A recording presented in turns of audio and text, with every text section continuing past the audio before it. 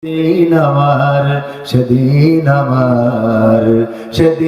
আমার অন্ধ চোখে তুমি থেকো বাতি, আসবে গহীন রাতি।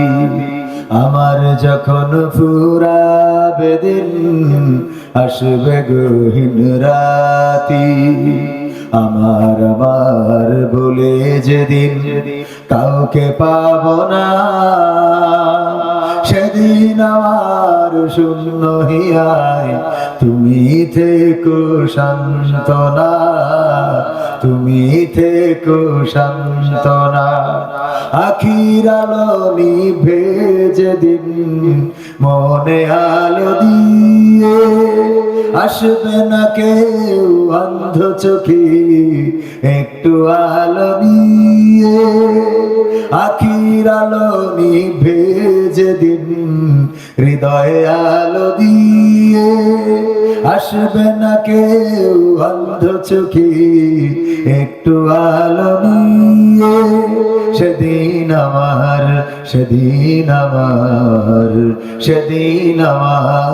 অন্ধ ঘরে তুমি আলোর জ্যোতি, আসবে গহীন রাতি। আমার যখন ফুরাবে দিন, আসবে গহীন রাতি। থেকো আল্লাহ জীবনে, থেকো আল্লাহ জীবনে, হয়ে চির সাথী, আসবে গহীন রাতি। বলেন আমিন। আমাদের যখন দিন ফুরাবে, সেই সময় আমাদের জীবনে রাত নামবে, গভীর অন্ধকারের রাত। রাত 12টা নয়, রাত 8টা নয়, রাত 10টা নয়, রাত 3টা নয়, দুপুর 1টা যদি কারো মৃত্যু হয়, তাহলে আমাদের চোখে রাত নামবে না, নামবে না। আমাদের চোখে আধার নেমে আসবে। দিনের আলোতেও আর দেখবো না, টর্চ লাইট মারলেও দেখবো না, হ্যাসানের আলোতেও দেখবো না, বৈদ্যুতিক বাতিতেও দেখবো না। আমাদের জীবনের রাত নেমে যাবে। বলেন ঠিক কিনা? সেই রাতে আমরা সাথী হিসাবে পাইতে চাই কাকে? আল্লাহ যদি আমাদের সাথী হয়ে যায়, আমাদের কবরের বাতি হবে না, হবে না। আল্লাহ যদি আমাদের সাথী হয়ে যায়, অন্ধকার জগতের সাথী যদি আল্লাহ হয়ে যান, সেটাই আমাদের সফলতা। এই জন্য বিপদে মুসিবতে সব সময়, সুখে দুঃখে আমরা সাথী হিসাবে চাইবো কাকে? আমরা এই কথা বলবো না, ও সাথী রে যেও না কখনো দূরে, বলবো? ওই সাথীরে বলবো? আমরা সাথী হিসেবে চাইবো কাকে? ওগো আল্লাহ, তুমি কখনো দূরে ঠেলে দিও না। তুমি যদি দূরে ঠেলে দাও, আমাদের তো আর কোনো রব নাই। কোন ফকির যদি ভিক্ষা করে, কোন বাড়িতে যদি যায় ভিক্ষা চায়, যদি বাড়ির মালিক বলে হবে না, তখন ওই ফকির হয়তো একটু মন খারাপ হয়, তারপরেও তার আশার প্রদীপটা জ্বলে যে আমরা আরো অনেকগুলো বাড়ি আছে, সেই বাড়িগুলোতে গেলে পাবো। যদি বাজারের ফকিরে হয়, কোন দোকানদার যদি বলে না আমার আজকে ভিক্ষা দেওয়ার কোনো কায়দা নাই, ওই ফকির মন খারাপ হইলেও সে চিন্তা করে এই বাজারে আরো 200 দোকান আছে, কোন না কোন দোকানদার তো আমার ভিক্ষা দিবে। কিন্তু আমরা আল্লাহ বাদে পৃথিবীর পরে আর কোন সাথী, পরকালেও আর কোন সাথী আছে নাকি?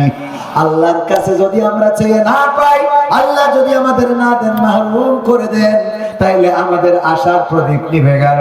আমাদের আর কোন আশা নাই যে আমরা আর একটা আল্লাহর কাছে যেয়ে বলবো আল্লাহ তুমি আমাদের দাও। বলার মতো আল্লাহ আছে নাকি? আছে? আল্লাহ নাই। সুতরাং সাথী হিসেবে আমরা চাইবো কাকে? আল্লাহ যদি সাথী হয়, অভিভাবক হয়, কষ্টের মধ্যেও হাসা যায়, রিমান্ডে গিয়েও আনন্দ পাওয়া যায়, ফাঁসির কাছে ঝুলতে গেলেও সন্তানকে বলা যায় পায়জামা পরে যাবো না লুঙ্গি পরে যাবো। ঠিক আছে? কোরআনের পাখি 13টা বছর কোন মনের জোরে কারাগারের মধ্যে টিকে থাকলেন আল্লামা দেলওয়ার হুসাইন সাইদি। এমনকি জীবনের শেষ দিন যেদিন কারাগার থেকে বের করে নিয়ে হাসপাতালে নিয়ে যাচ্ছে, ওই দিনও এমন হাসি দিলেন। এই হাসি কোন জায়গা থেকে আসলো, কোন মনের জোরে আসলো? মনের জোর হলো জেলে থাকি আর হাসপাতালে থাকি আর পাতালে থাকি আমাদের অভিভাবক কি? জোরে বলেন অভিভাবক কে? সেই আল্লাহকে যদি অভিভাবক মানা যায়, এই শীতের মধ্যেও যারা বসে আছেন কষ্ট করে আল্লাহর জন্য, আল্লাহর ভালোবাসায়, ওগো আমার ভাইয়েরা, পরকালের ময়দান আল্লাহ কিতাব ধরিয়ে দিবেন, বলবেন ইকরা কিতাবাকা কাফা বিনাফসিকা আল-ইয়াওমা আলাইকা হাসিবা। পড়ো তোমার কিতাব, তুমি পড়ে তোমার হিসাব করে দাও। এই কুয়াশার অন্ধকার আর রাতের অন্ধকার, রাতের অন্ধকারে তো টর্চ জ্বালাইলে আলো ভেদ করে রাস্তা দেখা যায়, কিন্তু কুয়াশার অন্ধকারে তো যে আলোটাও দূরে যায় না। আর ঠান্ডা তো আছে। এই রাতের অন্ধকারেও কোরআনের মাহফিলে যারা বসেছে, পরকালের ময়দানে যখন কিতাব ধরিয়ে দিবে, এই কিতাব উল্টাইলে চায়ের দোকানে বসে থাকা দেখা যাবে না, যাবে না? সিরিয়াল দেখা যাবে না, যাবে না? ক্রিকেট খেলা দেখেছেন, সেটাও দেখা যাবে। অন্যায় করেছেন, অপরাধ করেছেন, সব দেখা যাবে। আজকের এই মাহফিলটা দেখা যাবে, এটাও যাবে, এটাও যাবে। কারণ আল্লাহ বলেছেন ফামান ইয়ামাল মিসকালা যাররাতিন খায়রান ইয়ারা ওয়া মান ইয়ামাল মিসকালা যাররাতিন শাররান ইয়ারা। যারা পরিমাণ ভালো কাজ যদি কেউ করে, অনুপরিমাণ ভালো কাজ, সেটা আল্লাহ তাকে বুঝিয়ে দিবেন। আর অনুপরিমাণ খারাপ কাজ যদি করে, সেটাও আল্লাহ রাব্বুল আলামিন বুঝিয়ে দিবেন। বলেন সুবহানাল্লাহ। আপনি ক্ষুদ্রতম ভালো কাজ করলেও বুঝিয়ে দিবেন কে? আর ক্ষুদ্রতম খারাপ কাজ করলেও বুঝিয়ে দিবেন। কাউকে ইহকালে বুঝাবেন, কাউকে পরকালে বুঝাবেন, কাউকে ইহকালেও বুঝাবেন, পরকালেও বুঝাবেন, আর কাউকে ইহকালে বুঝাবেন না, কিন্তু পরকালে বুঝিয়ে দেবেন। আমাদের মাননীয় সাবেক প্রধানমন্ত্রী শেখ হাসিনার ইহকাল পরকাল দুইটা কালে বুঝাচ্ছে না, বুঝাচ্ছে না, দুইটাই বুঝাচ্ছে। যে চেয়ারে থাকার কথা ছিল নেত্রী, আর যার পর্দা থেকে টুস করে ফেলে দেবে, পানিতে চুবানি খেয়ে মরে যাবে, সেই লোক এখন ওই চেয়ারে কথা কয় না। সেই লোক কোন চেয়ারে? ওই চেয়ারে। আবার পাশে বসে থাকার কথা হযরত ওবায়দুল কাদের রাহিমাহুল্লাহ। সেই আল্লাহর ওলি এখন নাই, ওখানে বসেছে খালেদা জিয়া। বলেন ঠিক কিনা? খেলো হবে, ইনশাআল্লাহ হবে, খেলা হবে। কোন খেলা হবে? কোরআন নিয়ে খেলা হবে, ইসলামী আন্দোলনের খেলা হবে। যারা বলে 5 তারিখে স্বাধীনতা এসেছে, আল্লাহর কসম করে বলি এখনো স্বাধীনতা আসে নাই, বরং 5 তারিখে দেখিয়ে দিয়েছে কেমন করে স্বাধীনতা অর্জন করতে হয়। ঠিক না বেঠা? এখনো স্বাধীনতা আসে না। এখন আমার দেশে police, army, BDR, BGB, NSI, BSF সব জায়গায় তাদের দালালেরা বসে আছে। এই দালালগুলো এখনো চেয়ার ছাড়ে না। এই জন্য ষড়যন্ত্রের জাল বুনেছে। এই দালালগুলোকে দাঁত ভাঙা জবাব দিতে হবে।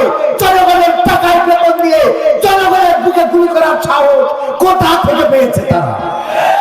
এমন একটা অকার্যকর বাহিনী তৈরি করেছিল, যেই বাহিনী আমেরিকায় একবার প্রতিযোগিতা হলো, বাংলাদেশের পুলিশ, আমেরিকার পুলিশ এবং রাশিয়ার পুলিশ, 3 দেশের পুলিশের বলা হলো যে এই যে এরিয়াটা আছে, তোমরা যাও, এর মধ্যে হরিণ আছে কিনা খুঁজে বের করে, যদি থাকে এসে জানাবা, না থাকলেও এসে জানাবা। আমেরিকার পুলিশ 1 ঘন্টার মধ্যে এসে কয় যে হরিণ তো দূরের কথা, কিছুই নাই। রাশিয়ার পুলিশ এসেছে 3 ঘন্টা পরে, কয় এর মধ্যে কোনো কিছুই নাই, হরিণ মরিণ অন্য কিছু খুঁজে পায়নি। বাংলাদেশের পুলিশ এসেছে 3 দিন পরে। কয়দিন পরে? সাথে করে এনেছে একটা ছাগলের বাচ্চা। বিচারকরা বলছে কি ব্যাপার, কি ব্যাপার, আপনাদের এত সময় লেগে গেল কেন? কয় আপনি যে বনে পাঠাইছেন, এই বনে তো হরিণ তো দূরের কথা, হরিণের আন্ডা বাচ্চা কিছু নাই। কয় এইটা তো আমেরিকার পুলিশ বুঝেছে 1 ঘন্টায়, রাশিয়ার পুলিশ বুঝেছে 3 ঘন্টায়, তোমাদের 3 দিন লাগলো কেন? বলছে আমরা যখন বনের মধ্যে গেলাম, আমরা কোনো হরিণ যখন পাইলাম না, চিন্তা করলাম কি করা যায়, গবেষণা করতে সামনে পেলাম ছাগলের বাচ্চা ধরে নিয়ে আইছি। কারণ কি? কারণ হলো স্যার, এই ছাগলের বাচ্চা রিমান্ডে দেন, ও নিজে বলবে আমি পুলি, আমি হরিণ। ও রিমান্ডে দিল, নিজে বলবে আমি কি। মানে এদের এমন একটা বাহিনী বানাইছিল, যারা আসামিকে ওইটা খোঁজে না, ওরা কোনো কিছু হলেই বলে জামাত শিবিরের কাজ। ঠিক না বেঠে? অমনি ধরে নিয়ে আসো মসজিদ থেকে, বোমা ফিটেছে কোন জায়গায়, এখানকে ওই ঝিনেদায় বোমা ফিটেছে, চুয়াডাঙ্গা জামাতের আমিরের নামে মামলা। কথা কয় না, মানে মুখস্থ কথা, জামাতের আমিরদের করে ওখানে ধরবে। বিএনপি নেতাদের ধর এই একটা অকার্যকর বাহিনী বাংলাদেশে তৈরি করেছিল। এই বাহিনী যতদিন পর্যন্ত বাছাই করে চিরুনি দিয়ে আশ্রয়ে পরিষ্কার করা না যাবে ততদিন এই বাংলাদেশ কিন্তু স্বাধীন হয় না। মাথায় রাখবেন, এখনো স্বাধীন হয় না। আমাদের স্টেজ থেকে নামিয়েছে কারা? তারা এখন বলে আমরাও নির্যাতিত ছিলাম। ওরে বাবা,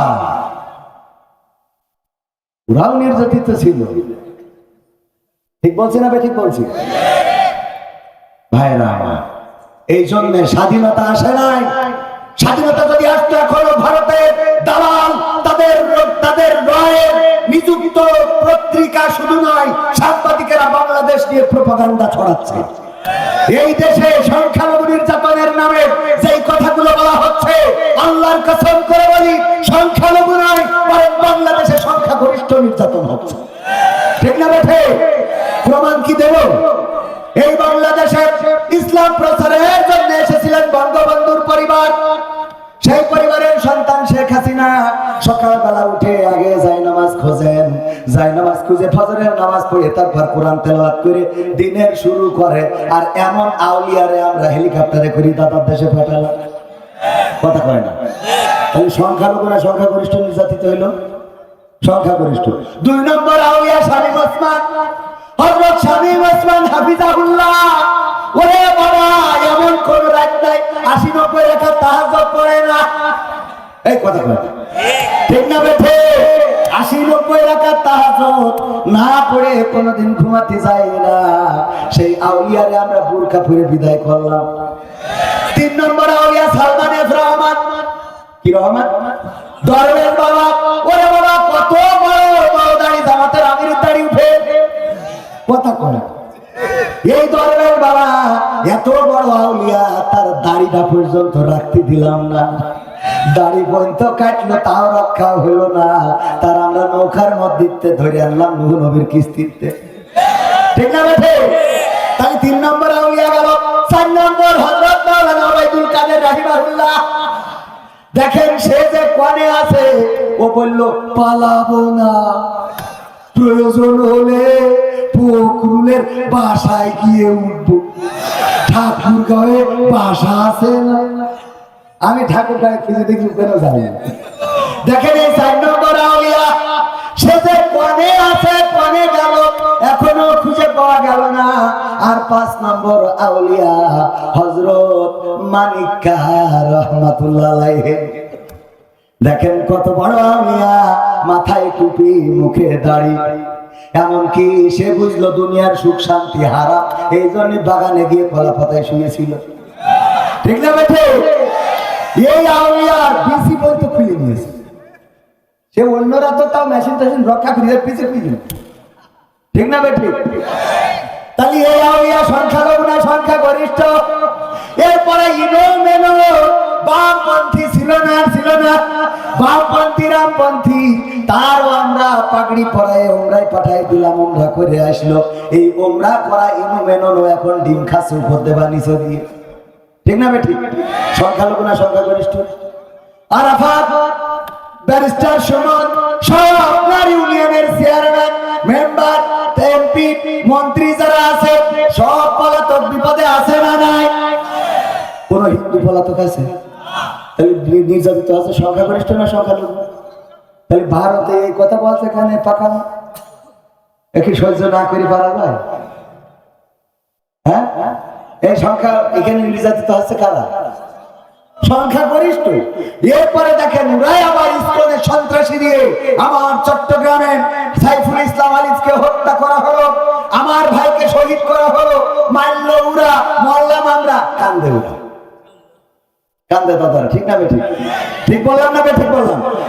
আমি বলেছি দাদারা কান খুলে শুনে নাও, তোমাদের এই প্রোপাগান্ডা বাংলাদেশের মানুষ শুধু নয়, গোটা বিশ্বের ইন্টারন্যাশনাল মিডিয়া কেউ বিশ্বাস করে না। কারণ তোমাদের দেশে ইতিপূর্বে যা ঘটেছে, তোমরা তো তারা যারা বাবরের প্রতিষ্ঠিত বাবরি মসজিদটাকে তোমরা রাম মন্দির বানিয়েছো, তোমরা ভেঙে মাটির সাথে মিশিয়ে শুরু দাও নাই, সেখানে রাম মন্দির নির্মাণ করে তোমরা বুঝিয়ে দিয়েছো তোমরা সাম্প্রদায়িকতার কথা মুখে বলো, কিন্তু বাস্তবে তোমরা অসাম্প্রদায়িক নও। ঠিক না ঠিক? ওরা সাম্প্রদায়িক, মূলত আমরা অসাম্প্রদায়িক।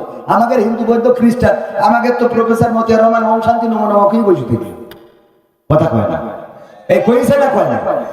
তাইলে অসাম্প্রদায়িক তো আমরা। আমার দাদার দেশে মসজিদের সামনে ঢাক ঢোল পিটানো হয়, ঢাক ঢোল বাজানো হয়, আমার মুসলমানদেরকে আটকে রেখে জয় শ্রীরাম স্লোগান তাদের মুখ থেকে আদায় করে নেওয়া হয়। শুধু তাই নয়, আমার বাংলাদেশ, আমার ভারতে আমার দাদারা গরু ভক্ষণ করার অপরাধে মুসলমানদেরকে পিটিয়ে পিটিয়ে হত্যা করে। আর ওরা প্রচার করতেছে আমরা নাকি এই দেশে নুন না কাটলে নাকি বেরোতে দিচ্ছি। এই ঘটনা ঘটিস কোনটি? আমি কইছি কাটছি না, এটা তো ঠিক, তবে তোরা যারা বলছিস চলো চলো বাংলাদেশ চলো, কাছে নিয়ে আমরা বর্ডারে বসে থাকছি, তোকে কেটে দেবো। কথা ঠিক আছে তো বাজার?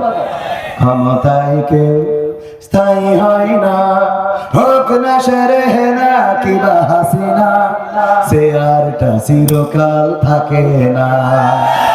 ক্ষমতায় কেউ স্থায়ী হয় না, মুজিবুর বেশি দিন থাকেনি, জিয়াউর কেউ তো রাখেনি।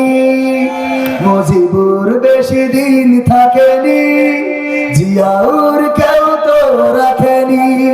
এরশাদ চলে গেছে পৃথিবী ছেড়ে, এরশাদ চলে গেছে পৃথিবী ছেড়ে, কেউ আজ তার কথা কয় না। ক্ষমতায় কেউ স্থায়ী হয় না, হাসিনা ক্ষমতা ধরে রাখতে আয়না ঘর বানিয়েছিল, জনগণের রোশানলে দাদার দেশে পালিয়ে গেল। হাসিনা ক্ষমতা ধরে রাখতে আয়না ঘর বানিয়েছিল, জনগণের রোশানলে দাদার দেশে পালিয়ে গেল। ডিবি হারুনের পাশে আর, ডিবি হারুনের পাশে আর পরিমণিদের দেখা যায় না। ঠিক না বেঠে? ক্ষমতায় কেউ স্থায়ী হয় না, হোক না সে হাসিনা কিবারে না, সিয়ারটা চিরকাল থাকে। এই সিয়ার চিরকাল থাকে না। নমরুদের ছিল না, ফেরাউনেরও ছিল না, আবু জাহেলের ছিল না, আবু লাহাবের ছিল না, তাদেরও বাহিনী ছিল। তারা চিন্তা করেছিল তাদের বাহিনী দিয়ে তারা টিকে থাকবে, কিন্তু না, আল্লাহ রাব্বুল আলামিন ওই সব বাহিনীগুলোকে কাউকে পানিতে চুবিয়ে মেরেছেন, কাউকে মশায় মেরেছেন, আর আবু জাহেলকে কিশোর দিয়ে মেরেছেন। মাজ এবং মুআজ রাদিয়াল্লাহু তাআলা আনহু, ছোট্ট ছোট্ট দুইটা বাচ্চা তরুণ, তারা আবু জাহেলের ঘোড়াকে আগে কতল করেছে, যখন পড়ে গেছে তখন তারা কতল করেছে। ওগো আমার ভাইরা, এই ক্ষমতা ধরেরা যদি না টেকে, তাইলে আমার বাংলাদেশের তাওহীদি জনতা যেভাবে 5ই আগস্টের আগে দাঁড়িয়েছিল, জুলাইয়ের 36 তারিখে যেমন দেশের স্বাধীনতা আনার জন্য রাস্তা সুগম হয়েছে, একইভাবে তাওহীদি জনতা যদি কোরআন বুকে নিয়ে রাজপথে দাঁড়ায়, তাইলে অবশ্যই অবশ্যই সব জালিমের পতন ঘটে যাবে। ঠিক না বেঠে? যাবে না, যাবে না। এই জন্য আমি বলেছি, সাহস নিয়ে দাঁড়িয়েছ তারা, মুক্ত হয়েছে জমিন, সাহস করে দাঁড়ালে আর একবার কায়েম হয়ে যাবে দিন। নয় নয় নয় কোনো ভয়, আনতে হবে দিনের বিজয়।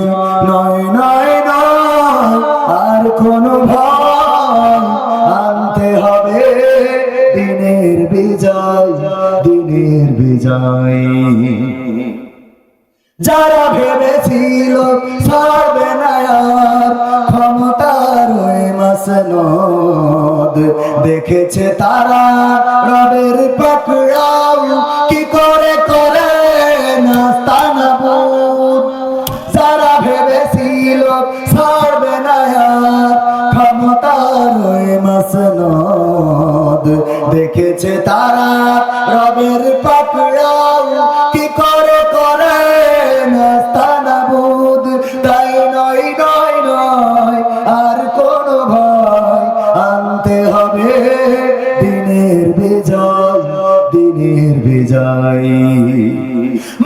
মানুষের সাথে যারা করেছে দুশ্মনী, করেছে বাড়াবাড়ি,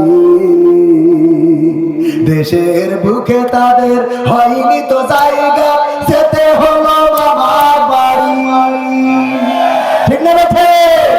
মানুষের সাথে যারা করেছে দুশ্মনী, করেছে বাড়াবাড়ি, দেশের বুকে তাদের হয়নি তো জায়গা, যেতে হলো মামার বাড়ি। তাই নয় নয় নয় আর কোন ভয়, আনতে হবে দিনের বিজয়, দিনের বিজয়। কাবা রক্ষাই যেই মহারব পাঠিয়েছিলেন আবাবিল, আজও তিনি দয়াময় তেমনই আছে, বদলেনি তো একদিন। কাবা রক্ষাই যেই মহারব পাঠিয়েছিলেন আবাবিল, আজও তিনি দয়াময় তেমনই আছে, বদলেনি তো একদিন। তাই নয় নয় নয় আর কোন ভয়, আনতে হবে দিনের বিজয়, দিনের বিজয়। সাহস নিয়ে দাঁড়িয়েছ তাই মুক্ত হয়েছে জমিন, সাহস করে দাঁড়ালে আর একবার কায়েম হয়ে যাবে দিন।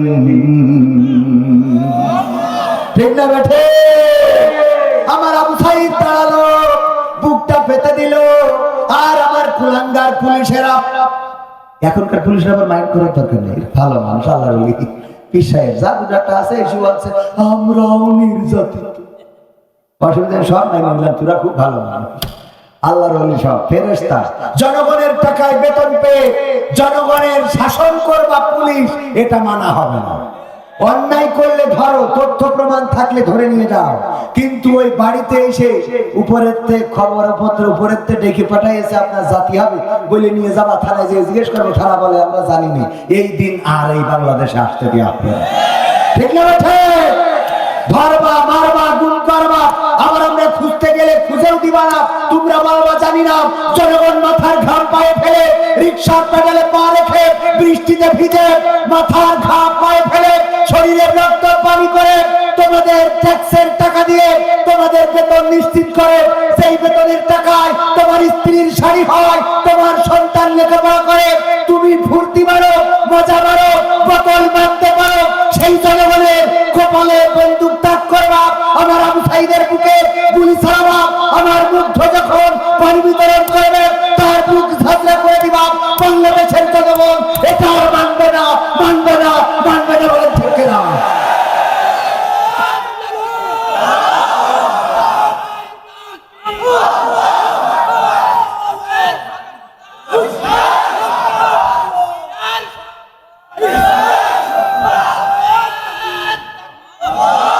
সম্মানিত ভাইয়েরা, স্বাধীনতা এমনি আসে নাই, যখন দাঁড়িয়েছে বাংলাদেশের জনগণ, মৃত্যুকে পারা করে নাই।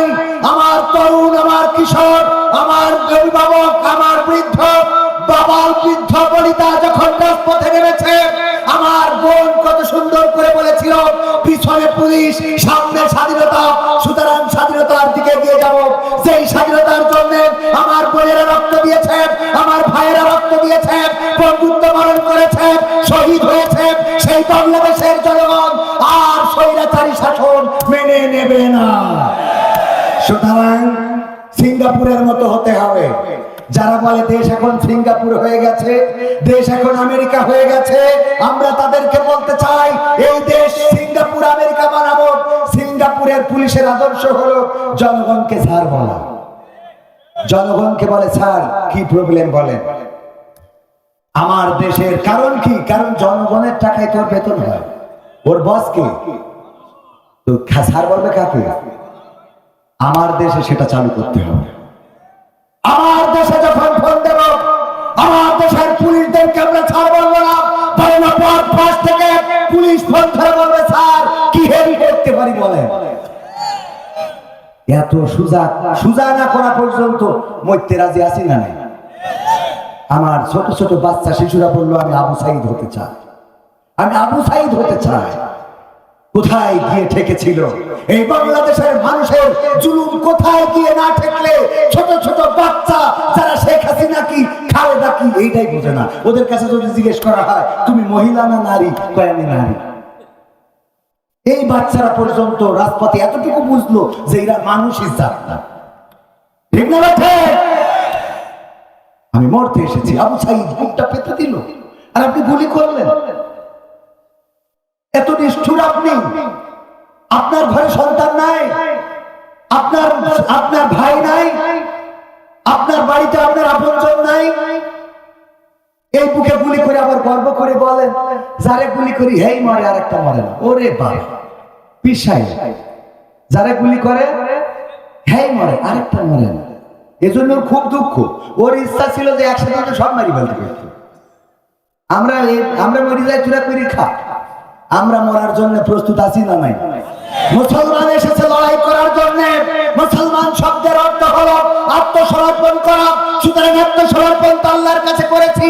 আমরা ঘোষণা করেছি ইন্না সলাতি ওয়া নুসুকি ওয়া মাহইয়ায়া ওয়া মামাতি লিল্লাহি রাব্বিল আলামিন। সুতরাং আমাদের জীবন, আমাদের মরণ, আমাদের নামাজ, আমাদের রোজা সব তো আল্লাহর জন্য। আমাদের কুরবানি আল্লাহর জন্য। আমাদের কিসের ভয় দেখাও? আমরা ভয় পাই না, মরতে রাজি আছি, কিন্তু বাংলাদেশে কোনো জুলুম মেনে নেওয়া হবে না। একবার এক মনীষীকে কারারুদ্ধ করে সেই জায়গার প্রশাসন বলেছিল আমরা তোমাদেরকে ভাতের কষ্ট দেব, তোমাদেরকে খাবারের কষ্ট দেব, তোমাদেরকে পানির কষ্ট দেব, তোমাদেরকে ঘুমের কষ্ট দেব, তোমাদের আরামের কষ্ট দেব। আমার সেই মুসলমান মনীষী তাদেরকে জবাব দিয়ে বলেছিল তোমরা আমাদেরকে কিসের ভয় দেখাও? আমরা তো সেই জাতি যারা প্রতিটা বছর একটা মাস করে ঘুমের কষ্ট নিজেরাই দিয়ে থাকি, আহারের কষ্ট নিজেরাই দিয়ে থাকি, পিপাসার কষ্ট নিজেরাই দিয়ে থাকি। আমরা প্রতিটা বছরে একটা মাস না খাওয়ার কষ্ট, পানাহারের কষ্ট, ঘুমের কষ্ট, এগুলো আমরা ট্রেনিং করেই থাকি। ঠিক না ভাই? ঠিক। সেই জাতি কিনা আমরা? সেই জাতিকে কি দাবায় রাখা যাবে? আমার বঙ্গবন্ধুর ভাষায় বলতে হয় এই জাতিকে দাবায় রাখা যাবে না, দাবায় রাখতে পারবে না। আমার পকেটের টাকায় কেনা পুলে আমার জনগণের বুককে ঝাঁঝরা করবে, এটা আর মেনে নেওয়া হবে, এটা আর মেনে নেওয়া হবে না। মন যা চেয়েছে তাই করেছে। সাক্ষীরা থেকে আসতেছি মাহফিল করে, গাড়ির মধ্যে পানির বোতলের মুখটি খুলে কয় হুজুর আপনি শুকিয়ে থাকেন। কলম খেয়া কয়ের তো বাংলা মত। কি মত? মত কি জীবনে এটাই চিনলাম না। এটা বাংলা মত। আমি বলছি এটা বাংলা মত আপনার কি মনে হয়? তাই বলছে আপনি সুখী বলেন না, আমার সুখী বলতে হবে। ও যদি বলে বাংলা মত কেন, ও যদি এর থেকে বলে যে জাহান্নামের পানি থাক, ওরা তো পুলিশ, কথা কয় না। আমি বললাম স্যার, তখন তো স্যার না বলে স্যার মানে কি? স্যার যদি দুবার করে করা যায় তাহলে স্যার স্যার, হ্যাঁ স্যার স্যার এটা দেখেন স্যার আসলে পানি ছাড়া, পানি খাবার কিডনি সমস্যা আছে, মাঝে মাঝে পাথর এসে বেশি বন্ধ হয়ে যায়, একটু পানি বেশি খাই স্যার। বলছে যে আপনি শুকিয়ে থাকেন, আপনি বাংলা মদ রাখেছেন কেন গাড়িতে? পাশে যে পুলিশ, আমি বললাম আমি আকিস কলেজিয়েট স্কুলের কালচারাল টিচার, আলোচনা করে বেড়াই, অভিনয় করি, সাংবাদিকতাও করি। তখন বলতেছে যদি আকিজের না হইতাম, এইগুলো না কইতাম, যদি সরল সোজা হইতাম, তাহলে ওইটা বাংলা মতই হইত। কথা কয় না? এই দিন বাংলার জনগণ আর দেখতে চায় না, এই দিন বাংলার জনগণ আর দেখতে চায় না। আমার আনন্দের হাতে হাত করা, পায়ে ডান্ডা বাড়ি, জানাজায় দাঁড়িয়েছে, গায়ে বলা জানাজায় দাঁড়ানো ইমামকে টেনে নিয়ে চলে গেছে কুলালরা। নামাজের মধ্যে তোমরা আমার ইমামদেরকে নামাজ পড়তে দাও না বলে ঠিক না। এই দিন বাংলার জনগণ আর দেখতে, কোথায় গেল এমপিরা সব, কোথায় গেল মন্ত্রীরা সব, কোথায় কাদের কাকা? তাদের ছাড়া দেশটা এখন লাগে ফাঁকা ফাঁকা। পালাবো না, পালাবে না, পালাবে না, যাই না তবু দেখা, পালাবে না, পালাবে না, যাই না তবু দেখা। তাদের ছাড়া দেশটা এখন লাগে ফাঁকা ফাঁকা, ওদের সারা দেশটা এখন লাগে ফাঁকা ফাঁকা। আইন মন্ত্রী আটকে গেল আইনেরই ফাঁকে, দাড়ি ছাড়া দরবেশের ভণ্ড ভণ্ড লাগে। আইন মন্ত্রী আটকে গেল আইনেরই ফাঁকে, দাড়ি ছাড়া দরবেশের ভণ্ড ভণ্ড লাগে। শুনছি কত নেতা নেত্রী খাইতেছে ভাই ডান্ডা, বিচারপতি কালামানিকের ফাটিয়েছে আন্ডা। পলকের ঝলক গেল, পলকের ঝলক গেল থামিয়ে নেটের শাখা, তাদের সারা দেশটা এখন লাগে ফাঁকা ফাঁকা, ওদের সারা দেশটা এখন লাগে ফাঁকা ফাঁকা। কই গেল সেই সংসদেতে মমতাজের গান, কোথায় গেল হযরত বলা স্বামী ওসমান? এখন মমতাজ আর গায় কথা কেন গায়? গেয়েছে ততদিন, সুবিধা পেয়েছে যতদিন। আমি বলেছি নেত্রী আপনি মানুষ চেনেন নাই, আপনি যাদেরকে লালন করেছেন ডানে বামে, ওরা তো তারা যারা দোয়া করতো আল্লাহ 1975-এ যারা বঙ্গবন্ধুর সপরিবারে হত্যা করেছে, তুমি তাদের জান্নাতুল ফেরদাউস করো। শয়তান ওর আমলিখিত দুর্গত তো জামাতেও নিয়ে যাবে না, ঠিক না বেটি? কোন জামাতের লোক এমন দোয়া করেছে জীবন করেছে বলেন? আর এক শয়তান কয় আল্লাহ আজকের এই শোক দিবসে বলছি শোনো, তুমি বঙ্গবন্ধুকে জাহান্নামের উচ্চ মাকাম দান করো। কত বড় শয়তান, কি করে আমলিক করে? আর আমাদের চোখে থাকে না, আমরা দোয়া করে দিই কত কায়দা করে। এক হুজুর ওয়াজ করতেছে, তো সবাই হাসিনার বিরুদ্ধে ওয়াজ করেছে, পাশে ছিল আমলিগের এক নেতা, বলছে হুজুর আপনার তো বাড়ি যাওয়া হবে না। বলছে কে? তাহলে ঠ্যাং মারতে থাকতে পারি না, যাবেন কি করতে? বলছে কে? তা বলছে এতক্ষণ করলেন কি? বলছে মোনাজাতের সময় ঠিক করতে পারি। মোনাজাতের সময় কি করে ঠিক করবে? হুজুর দেখেছে এখন এতক্ষণ যেহেতু উল্টো পাল্টা বলেছি, মোনাজাতের সময় যদি সুজা কই তা তো জনগণ কেটে যাবে। এই জন্য আর বুঝি দোয়া করছে রব্বানা আতিনা ফিদ দুনিয়া হাসিনা ওয়া ফিল আখিরাতি হাসিনা ওয়া কিনা আযাবান নার। আচ্ছা হুজুর ঠিক আছে, আর বুঝি দোয়া করতে ভালো, আর বেশি দোয়া করতেছে ওয়া ফিল আখিরাতি হাসিনা, ঠিক আছে না বাবা? কত কায়দা করি বাঁচি। একটা গান গালাম নোয়াখালীতে, বলছে হুজুর জুতো পানে, তাই বলছে ওই যে বাস এখন নিতে হবে না, আগে বিএনপি ক্ষমতা আসুক তারপর নিয়ে কে থাকছে আপনার ধরতে আসছে। বলবো সে গান?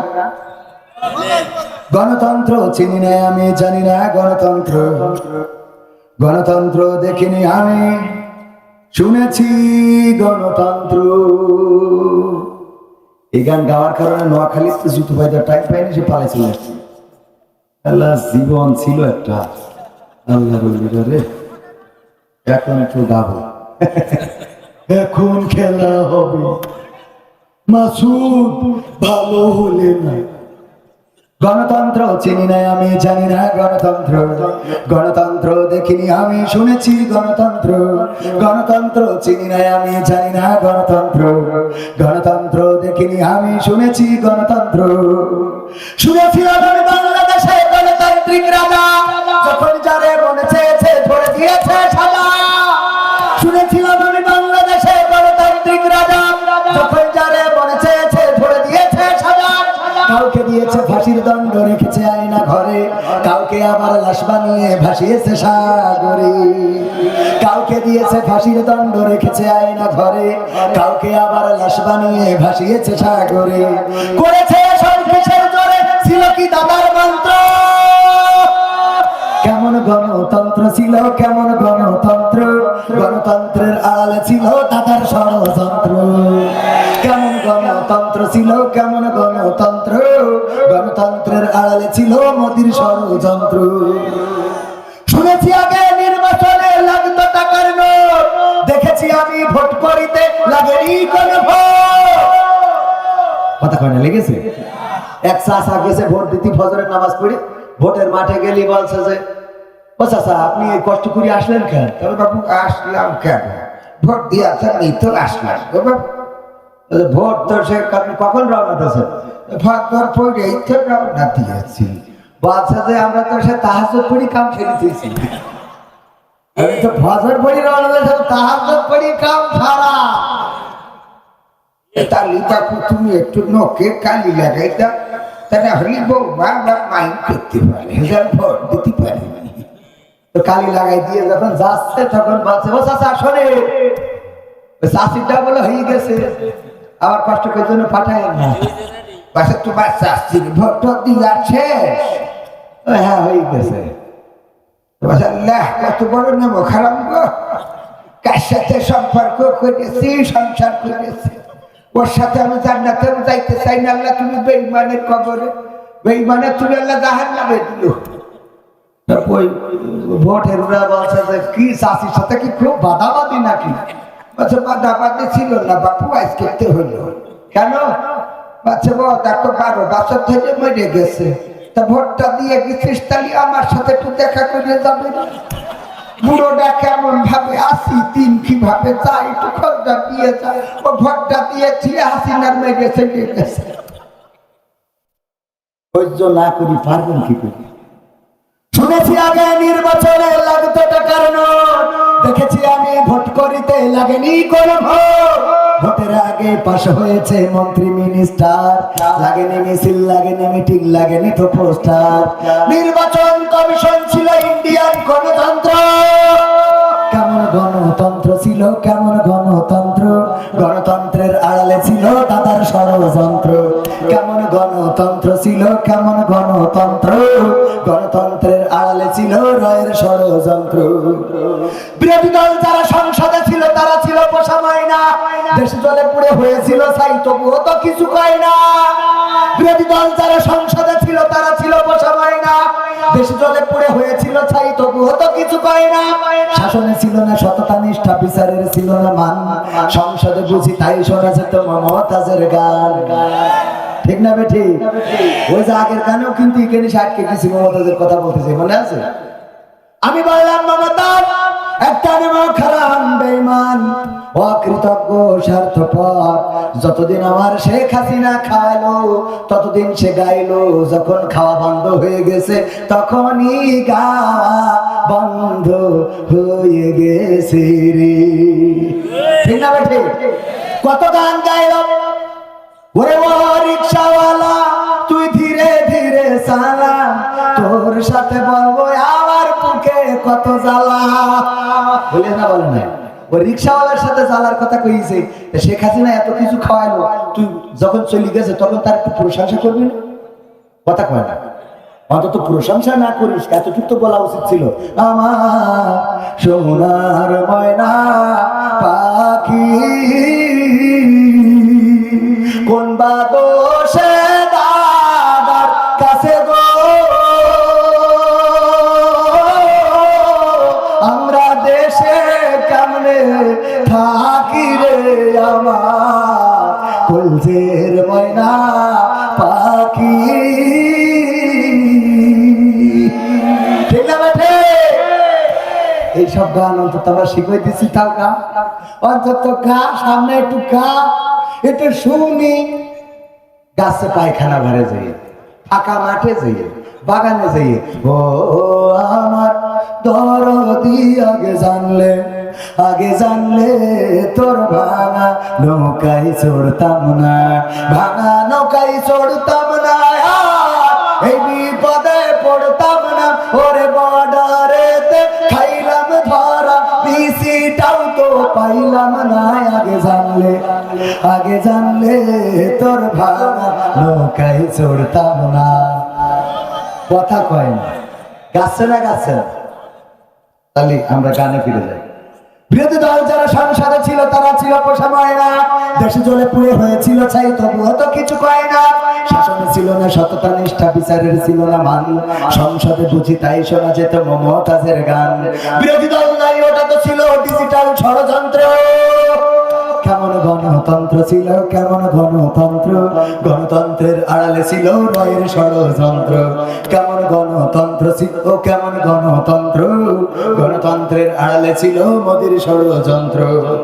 নায়েবে রাসূল কোরআনের পাখি বলতো মানুষ যারে, 13টি বছর সেই মানুষের রেখেছিল কারাগারে।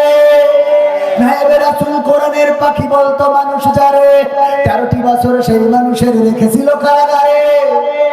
কোরআনের কথা বলতে গেলেই করতো গ্রেফতার, ইসলামী বই কোরআন হাদিস করতো যে উদ্ধার। ইসলামের কথা বলতে গেলেই করতো গ্রেফতার, ইসলামী বই কোরআন হাদিস করতো যে উদ্ধার। ও সবে নাকি থাকতো লেখা নাশকতার মন্ত্র, কেমন গণতন্ত্র ছিল, কেমন গণতন্ত্র, গণতন্ত্রের আড়ালে ছিল দাদার ষড়যন্ত্র। কেমন গণতন্ত্র ছিল, কেমন গণতন্ত্র, গণতন্ত্রের আড়ালে ছিল দাদার ষড়যন্ত্র। তবে দাদারা একটা কাজ ভালো করিস, দেখলাম, খেয়াল করিস, ওই যে আমার নেতারা কয়েকজন পালাই চলে গেছে ওপারে, যে শিলংয়ে ধর্ষণ করিস, কলকাতায় এসে ধরা খেয়ে। আল্লাহর ওলি তো, ওরা যেখানেই যাবে সেখানেই এই কাম করবে না, করবে